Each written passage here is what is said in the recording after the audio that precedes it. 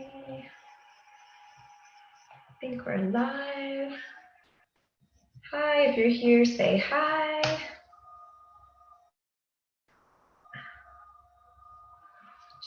Check. Sure we're good to go.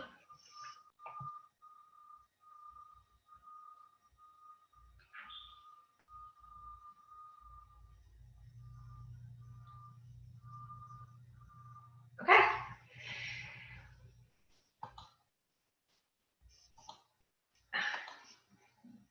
All right.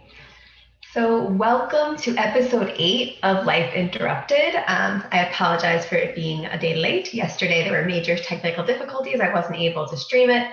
I was having some issues with it. So welcome back. I'm glad you are joining me for this episode. Life Interrupted, if you are new to the show, is really focused on supporting parents to navigate everything that's going on, right, with all of the COVID stuff and this crazy stuff with the pandemic that we're living through, including also how we're continuing to work to creating a better world, right? So we have a big emphasis on social justice and social justice education and what that looks like as well. So today's episode, what I wanted to talk about was the support for parents, right? And we talk about, in each episode, we talk about support for parents, and I wanted to focus on just the exhaustion, right? If anybody is just feeling completely tired, right? Exhausted, and just kind of like, more tired than usual, and you're like, why am I feeling more tired than usual? A lot of us are also more sitting down more if you're working from home in front of a computer, more than before, maybe before you were walking around, traveling, doing different things. For those of you who are sitting at home, you may be like questioning, well, why am I so exhausted? And so I just want to talk about, I think one of the things when we talk about support, it's important to us to understand where that exhaustion is coming from. So simple things like running to the store to pick up milk, or running to the store to going to the pharmacy to pick up medicine for your kids, getting some Tylenol, all of those things that we were so used to doing automatically, and picking something up on the way home was very easy. We didn't have to think about it, right? Now there's so much brain power that has to go in to figuring out all of these things, right? You kind of have to plan things out a little bit more. You have to figure out, okay, you have to wear your mask. There's so many additional things that we're putting into like that we're using our brain for, that we never had to think about before. It was just kind of like these automatic things. And so we're having to really brainstorm different ways of doing things, think about the safest way to do things, right?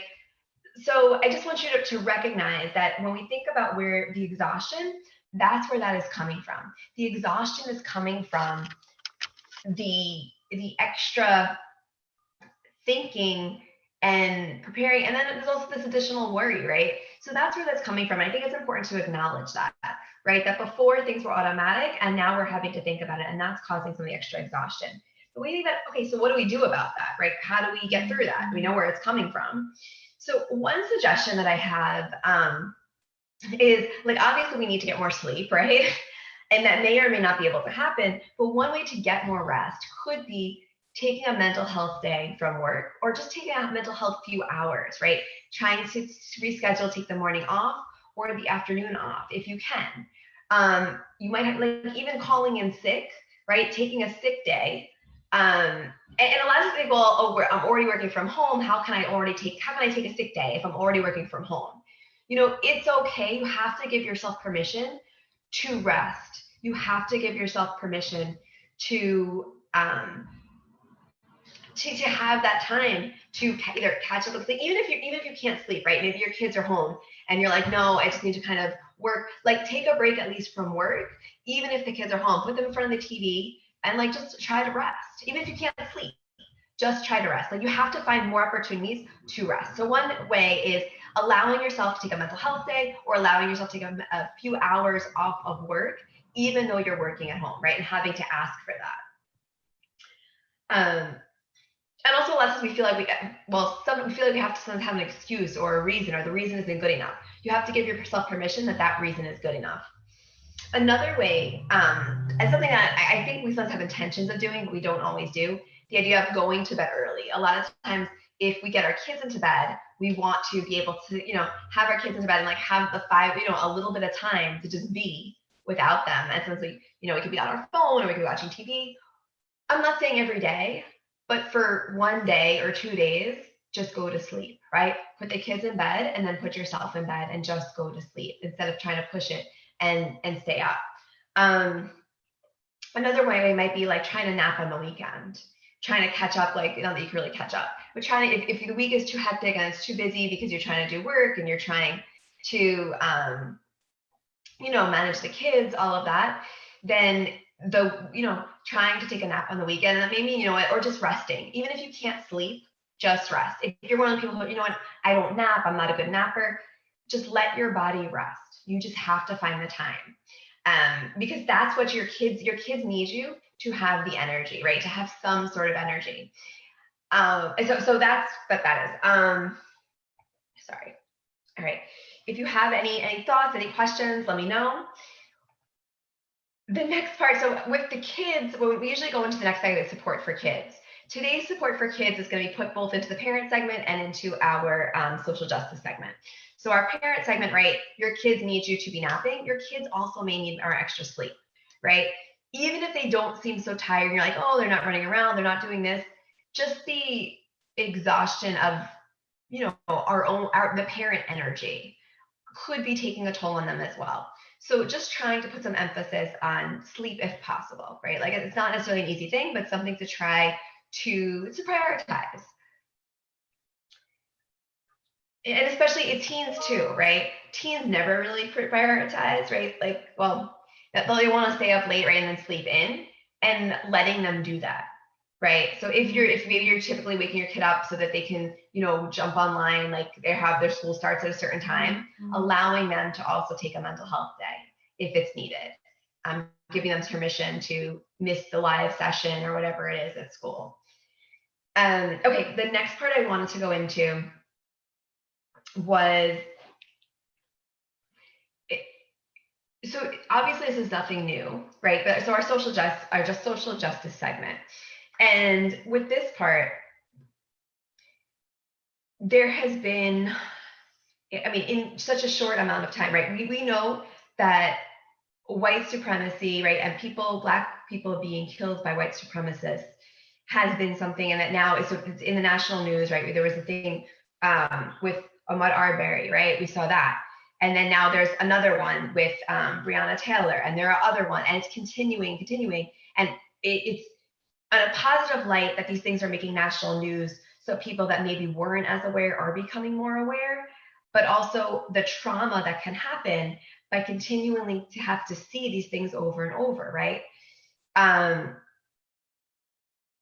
So when you think about,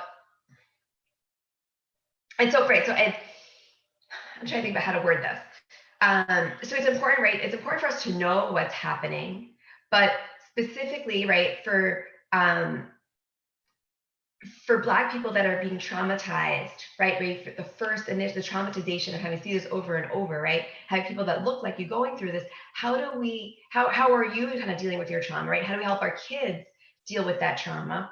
And then everybody else, right, that is horrified by this, how do we deal? What is our steps, right? And so I wanted to share this article that was put out by Teaching Tolerance that I thought was a really great article that deals with trauma. I'm just going to share it here so you guys can see it. Share. Okay, you should be able to see it. Affirming Black lives without inducing trauma. I'm gonna check. I know there's like a tiny delay.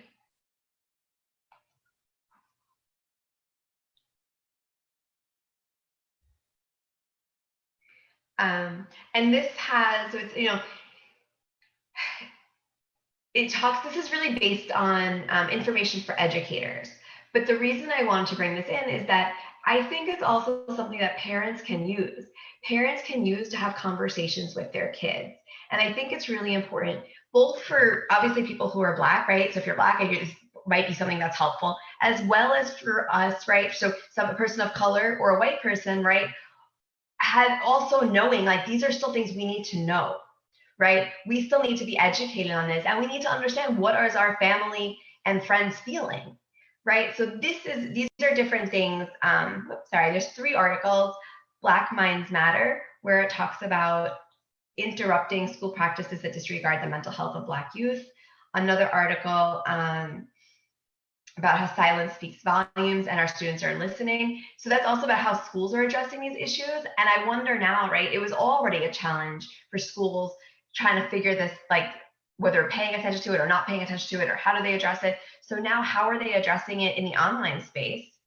And then just the social media and the exposure to violence and what that means, right? Seeing if they saw the video, or if they, what are they seeing?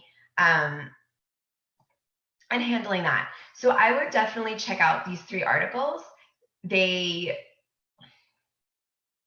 would be really, I think, you would find helpful and important.